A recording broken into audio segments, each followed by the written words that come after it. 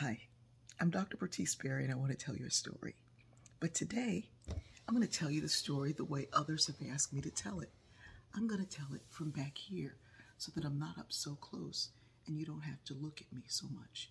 Except that when I do that, you really can't hear me. So I have to pull it in and use the external mic. Because after doing a breathing treatment in the morning, if I try to yell, it's not going to work.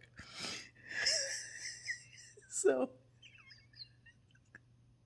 it's going to have to be up close. So also, would you show us more of the room you're in? Because we would like to see more of your room. Okay, so there you go. So, and also fix your thing so that that's not, we don't have to see your ring lights. Fix that. Okay, so, hi, I'm Dr. Bertice Berry. Why do you have to say your name? It's your post. When I first started doing these, I didn't have my name on them, and people would literally copy them, either videotape them or transcribe them, and then say back the stories. They would post them without any reference back to me.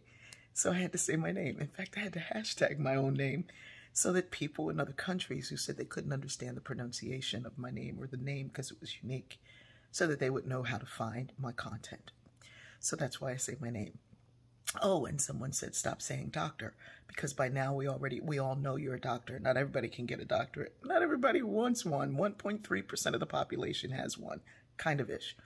I say Dr. Bertice Berry because that's the title that I earned. You don't have to call me doctor, but I can say what I earned.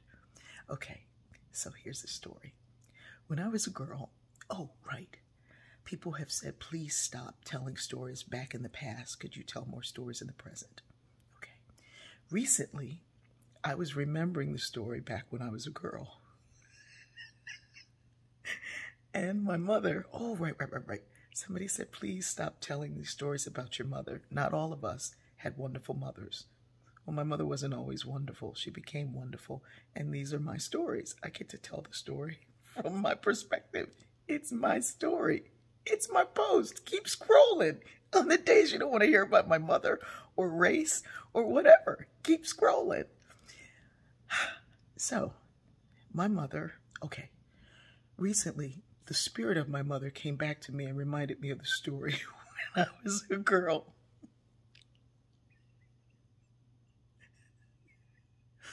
And I wanted these saddle shoes. Saddle shoes had come back in style, you know, the black and white shoe. And they had come back in style from the 20s. And my mother was like, we wore those back in the day. Those were my old shoes. I'm like, I know, I want a pair.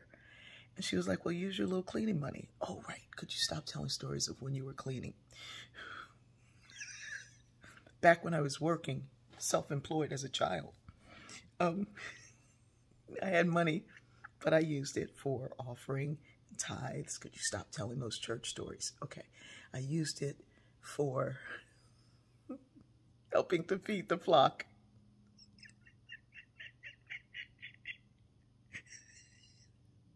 Taking care of the poor.